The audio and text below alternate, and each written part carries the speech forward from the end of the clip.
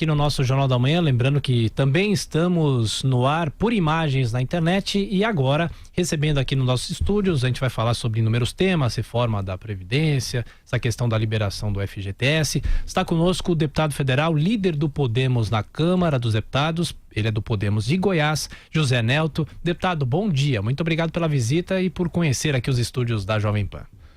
Bom dia, Tiago, bom dia, Alexandre, bom dia, Bruno. Bom dia, Denise. É um prazer muito grande. Eu venho muito a São Paulo. É a primeira vez que eu participo desse programa da Jovem Pan.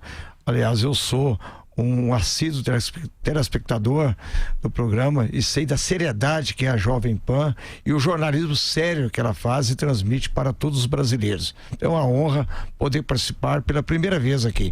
Estou à disposição para qualquer tipo de pergunta, qualquer tipo de questionamento. O que eu puder responder, eu vou responder com muita seriedade e falando a verdade para o povo brasileiro e para vocês. Deputado, começando a falar sobre a reforma da Previdência, agora temos o recesso, mas na volta a Câmara vai votar em segunda discussão, em segundo turno, a PEC da reforma da Previdência, e no Senado já há uma articulação sobre a tal da PEC paralela. Se o Senado fizer essa proposta, como é que a Câmara vai encarar isso para se colocar estados e municípios e não mexer no projeto básico da reforma da Previdência, atrasando ainda mais o início do vigor dessa nova reforma?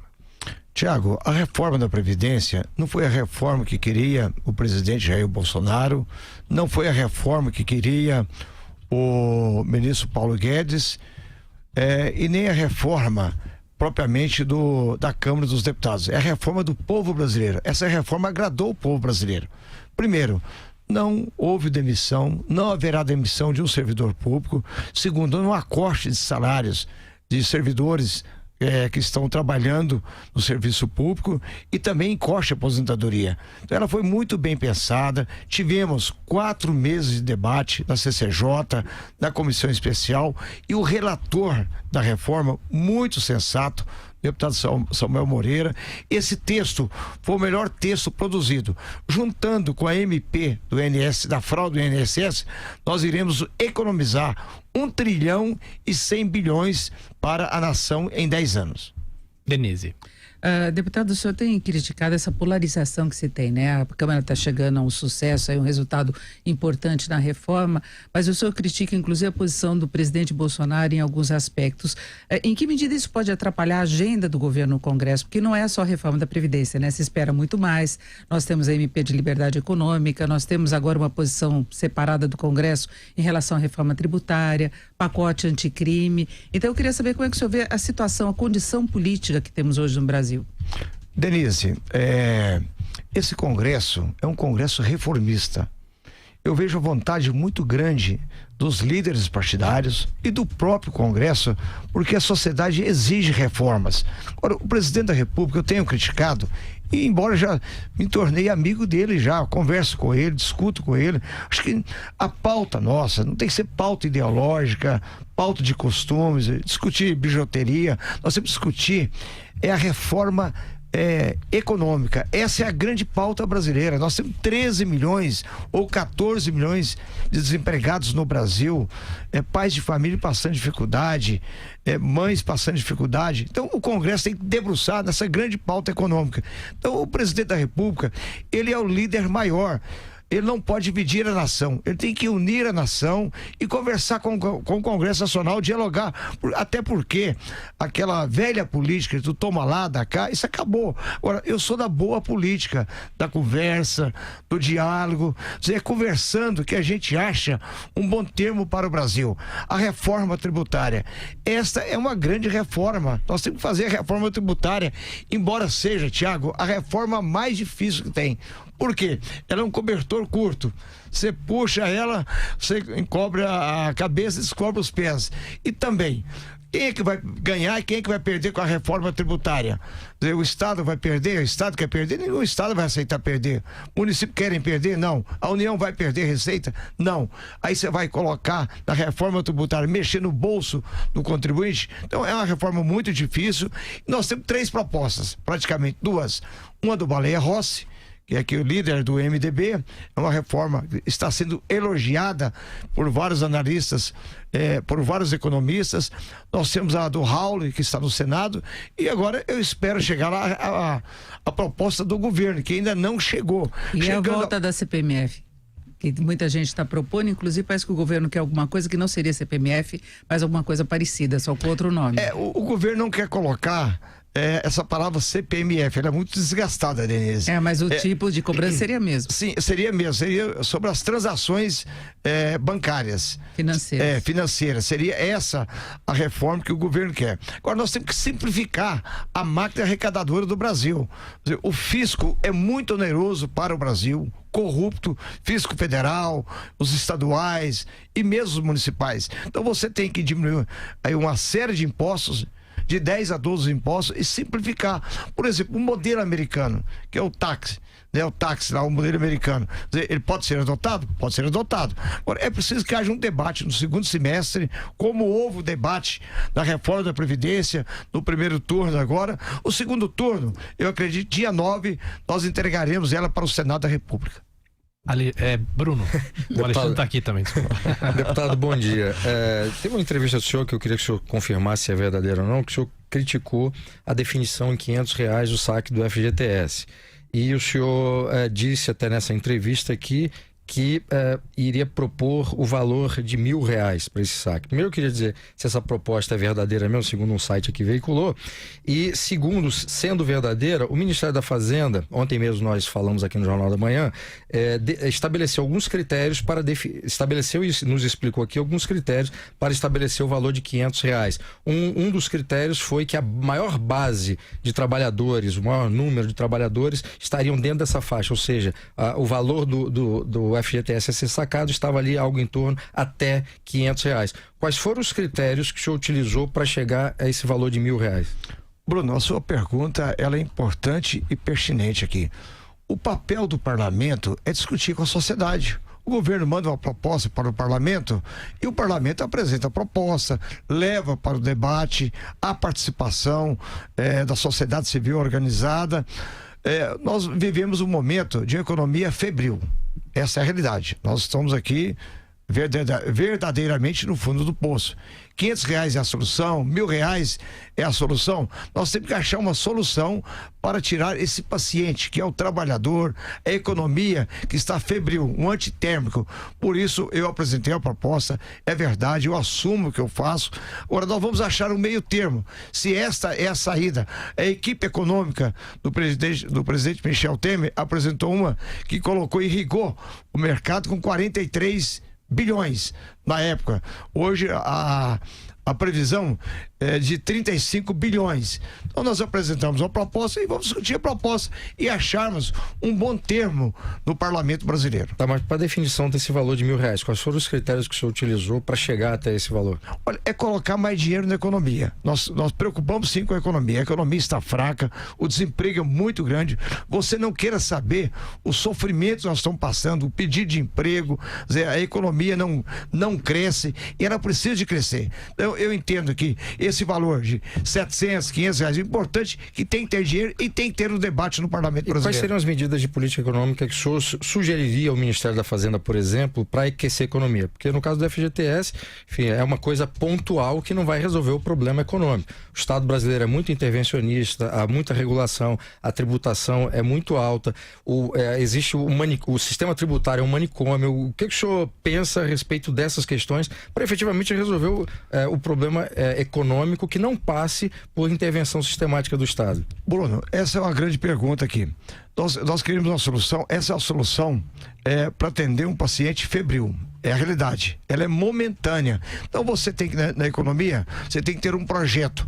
E o governo federal já deveria estar preparado há muito tempo, porque há 9 meses o governo está praticamente no poder. Ganhou as eleições, o Guedes já era o ministro da Economia. O Brasil inteiro já sabia disso, já estava nomeado já. Ele fez o plano econômico do presidente Jair Bolsonaro. E a minha preocupação, até agora, ele não foi ao parlamento dizer: Esse é o nosso programa econômico para o Brasil, para tirar o Brasil da crise, a curto prazo, a médio prazo e a longo prazo. Até porque a construção de economia é igual a construção de um edifício. Você não constrói um edifício do dia para a noite. É colocando tijolo por tijolo, todo mundo trabalhando, então é preciso liberar a economia. E um dos pontos que eu defendo aqui, a abertura do mercado financeiro brasileiro. Nós temos hoje um cartel de bancos do Brasil que detém 85% dos depósitos, 3 instituições bancárias, e como ele quer o modelo americano, sempre fala Harvard, escola de Harvard, você olha lá nos Estados Unidos, 12.400 instituições bancárias. A hora que você abrir o sistema financeiro, e por que o sistema financeiro brasileiro é fechado? Qual o motivo? É a legislação? Vamos mudar a legislação. Aquilo que eu disse, o Congresso, ele é reformista, vamos mudar, porque nós tínhamos aqui no Brasil o Banco de Boston, você lembra muito bem, o Citibank, foram embora do Brasil. Por quê? A legislação nossa, ela atrapalha o cidadão que queira trabalhar. Então, menos burocracia, menos impostos e dar liberdade econômica para que o cidadão possa produzir. Até porque quem cria emprego não é o Estado, não é o governo, é o empresário. Então, esse empresário, ele tem que ter a liberdade para abrir a sua empresa. Por quê? Nós não teremos mais a chamada indústria dos servidores públicos. Isso vai acabar no Brasil. Alexandre Borges. Deputado, o seu partido, Podemos, fechou questão em relação à reforma da Previdência, né? Os 10 deputados votaram a favor, foram 10 dos 379. O seu estado de origem é Goiás, e nós tivemos há uns dias uma entrevista com o deputado do Democratas, o Elmar Nascimento, onde ele dizia da dificuldade de se mostrar ao eleitor do Norte, do Nordeste, no seu caso do Centro-Oeste, a importância da reforma da Previdência, como isso era difícil. Então, a minha dúvida é, a postura assumida pelo Podemos e pelo senhor na sua votação gerou um desgaste com a sua base ou não? E o que pode ser feito para esclarecer o eleitor sobre a necessidade da reforma da Previdência? Alexandre, o Podemos assumiu um compromisso com o Brasil. Nós sabemos que o Brasil está quebrado, essa é a verdade. O Brasil foi moído, quebrado pelos governos do PT, e começou a salvação do governo Temer, que não conseguiu fazer a reforma da Previdência devido àquele escândalo da JBS. E o que é mais importante, nós não aceitamos participar do governo, não queremos participar do governo. Então o Podemos é um partido que quer contribuir e vai contribuir com o Brasil, dialogar com as forças políticas brasileiras. Não tive nenhuma dificuldade não, porque eu estou na política há 36 anos que eu tenho um mandato. E eu tenho a consciência tranquila que fizemos a reforma para salvar primeiro, e garantir salário para quem está aposentado. Segundo, garantir salários no futuro. O que adianta aqui eu ir para o Congresso Nacional e ser lá um deputado populista, demagogo? Isso não vou fazer. Então, nós conversamos muito bem, a Renata Abreu, que é a presidente do partido, o senador Álvaro Dias, e apresentamos os 10 votos, sem o toma lá da cá, com a nossa consciência que fizemos o melhor para o Brasil. E a sociedade vai reconhecer o futuro. Deputado, o senhor rejeitaria essa PEC paralela que o Senado está propondo? Ela já está rejeitada, ela já foi rejeitada. Olha, chegou a hora de acabar com a palavra que eu falei aqui, com a palavra populismo e demagogia. Como nós assumimos a reforma da Previdência, fizemos a reforma da Previdência, cada estado é uma realidade. Como você pode aplicar uma reforma da Previdência para São Paulo, para o meu estado de Goiás, aplicar uma reforma da Previdência para a Bahia, para o Pernambuco? Então, cada governador tem que ter a responsabilidade, fazer a sua reforma da Previdência, e cada município. E até eu gostaria de chamar aqui, aliás, no bom termo, a atenção do governador João Dória, que tem destacado muito bem, quero aqui elogiar a posição dele aqui. Ele que tem o ex-ministro Henrique Meirelles, que é lá do meu estado de Goiás, dizer o seguinte: olha, saiu um texto lá da Câmara dos Deputados, do Senado da República, promulgada a reforma da Previdência. Ele dá um exemplo aqui, faz a primeira reforma aqui e mostra que ele é um brasileiro, é um governador que não está preocupado essa questão se tem desgaste ou não tem desgaste. A preocupação é salvar as finanças públicas. Mas ele defende aprovação pelo Congresso para que seja unificado e que seja mais rápido e ágil. O senhor sabe das dificuldades que depois os estados e municípios vão enfrentar isoladamente para conseguir avançar com esse assunto. Nós temos eleições no ano que vem, sempre tem um jogo de interesse quando tem proximidade de eleições, e a grande preocupação dos governadores que defendem a inclusão é exatamente essa. Mas na verdade, Denise, o que eles não querem é o desgaste. Eu acho que não só o desgaste, mas tem uma força política nas assembleias que dificulta. Sim, mas vem cá, no Congresso Nacional também tinha uma força política e a reforma foi aprovada, como eu disse para você, que esse é um Congresso reformista, ninguém esperava 379 votos. Ninguém esperava. Todas as contas nossas lá era 330 a 340. Chegamos a 379. Parte da esquerda votou favorável. Então, mas se é uma boa reforma, não pode ser aplicada nos estados? Sim, então cada estado que faça a sua reforma, cada município que faça a sua reforma. Aí é a responsabilidade. Porque hoje é o seguinte, olha, o Congresso Nacional, ele tem que ditar as normas para o Brasil. Então nós cumprimos a nossa parte. Seria como na sua casa, na minha casa, ó, eu vou fazer minha parte, eu vou economizar. Ó, a minha esposa aqui vai gastar desenfreadamente. O meu filho também. Agora, alguém tem que pagar a conta. Então, se todo mundo tiver a responsabilidade, nós mudamos o Brasil. Deputado, só pra gente encerrar nossa entrevista, o nosso tempo já tá terminando, o Bruno Garchagen faz a última questão. Passa Bruno. tão rápido, hein, Thiago?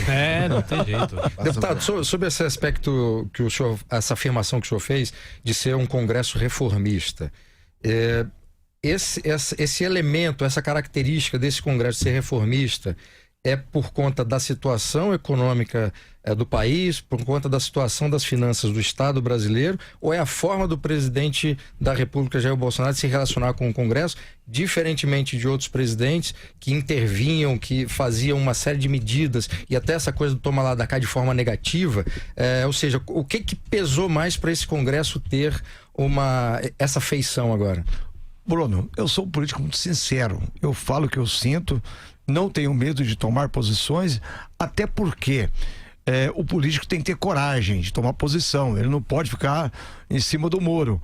Primeiro, quando houve um vácuo político, não houve as conversações com o Congresso, o presidente mandou para lá, a Câmara se vira.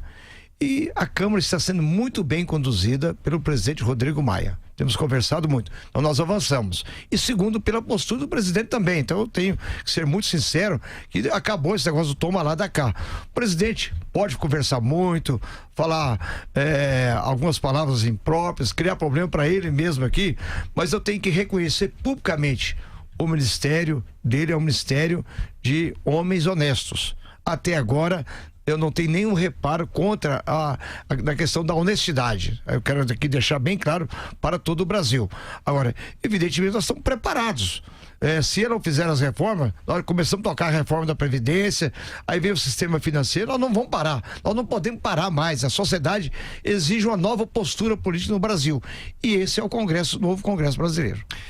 Bom, recebemos aqui nos estúdios da Jovem Pan, no nosso Jornal da Manhã, o líder do Podemos na Câmara dos Deputados, deputado José Nelto de Goiás. Deputado, obrigado pela visita, por conhecer aqui os estúdios da Jovem Pan e nos conceder a entrevista. Um abraço, até a próxima. Tiago, muito obrigado a vocês aqui, muito obrigado ao Alexandre, ao Bruno, a Denise, aos ouvintes de vocês aqui, muito obrigado. Agora, a outra grande reforma nossa também é a reforma política. O sistema brasileiro também está aí na UTI politicamente também. Chegou a hora de mudar a política brasileira.